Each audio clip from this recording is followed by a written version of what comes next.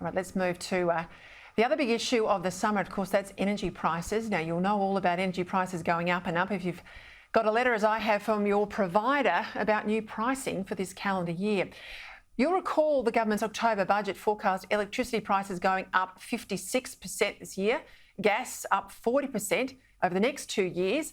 And to deal with all of that just before Christmas, so washed out in the Santa Claus rush, the government pushed through legislation capping wholesale gas prices at $12 and thermal coal at $125 per tonne. Now, it was a huge policy mistake, said the energy companies, because capping prices would make no difference in the short term. They operate under long-term contracts, as many of you know, but also in the longer term, it would mean less investment here in Australia and reduced availability. Well, here's the Prime Minister just yesterday on the issue of price caps. Well, the price caps are having an impact already. When you look at the caps that are there in the futures market, the prices have come down substantially. They came down when we announced that we were prepared to intervene.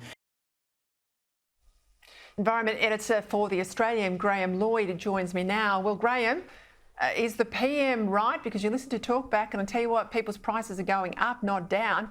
The Prime Minister there says his caps are making a positive impact.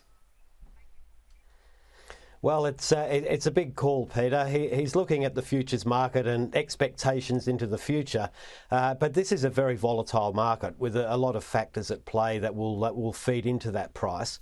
Of course, the price caps is a much bigger issue over a much longer period of time, as you've correctly said.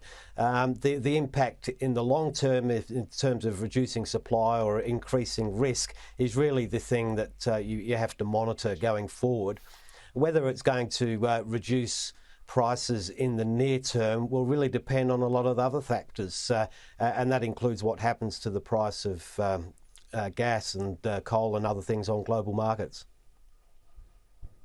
I'll get to another global issue out of the UK in a moment, but I read with interest in the Australian Financial Review today comments from Bill Gates. The left love him, they put him up in lights, but he made the point that the nuclear power ban in Australia is all about politics. Now, do you think they might listen to him on common sense like that? Well, Bill Gates is a very interesting guy when it comes to this whole area. He's a big supporter of nuclear. He's put a few billion of his own dollars in there to try and get new systems to work over time. And his point is, look, you know, this is a big transition that has to be made. He doesn't believe that renewables can do it alone. He believes that gas and nuclear are essential to making it work. And that requires a lot of investment and a lot of hard work that he's doing himself as well. He would have discussed it, I'm sure, in Australia and seen that the politics of it make it difficult. His view is that we'll sit on the sidelines for a period of time, but once the research and development's been done, we'll be right on board. So he thinks we'll be mugged by reality and take on nuclear in the future?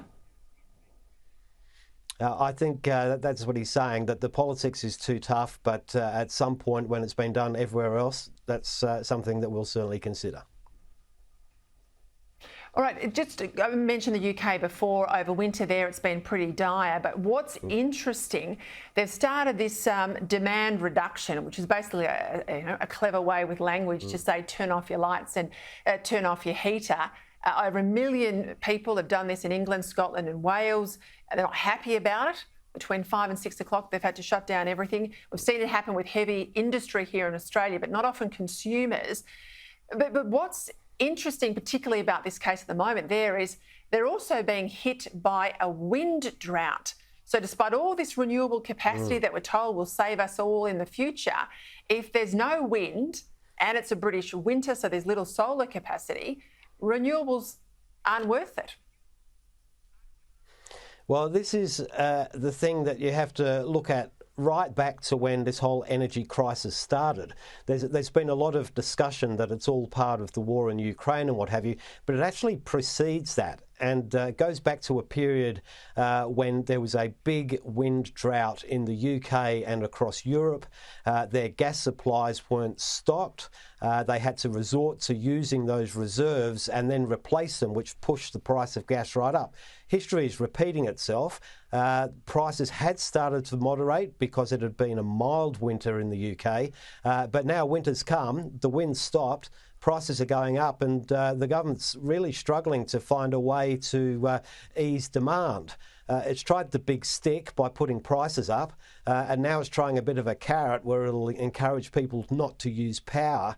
But at the end of the day, it just demonstrates that it's a chaotic market, and it really needs to be sorted out properly.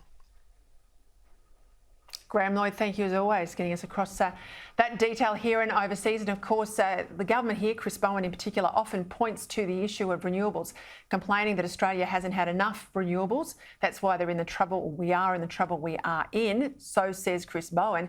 But of course, look to Europe. They've had decades now of renewables and they're in no great shape.